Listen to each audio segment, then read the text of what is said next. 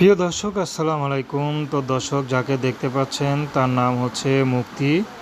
মুক্তির বিয়ে শাদী হয়নি। মুক্তির সৎ মা, তো মুক্তির বাবা নেই। সৎ মা মুক্তিকে খুব কষ্ট দেয়। মুক্তি একটি হিজাবের দোকানে চাকরি করে, বিভিন্ন হিজাব ডিজাইন করে, সেলাই করে। তো সেখান থেকে যা পায় সৎ মা সবই কেড়ে নেয়।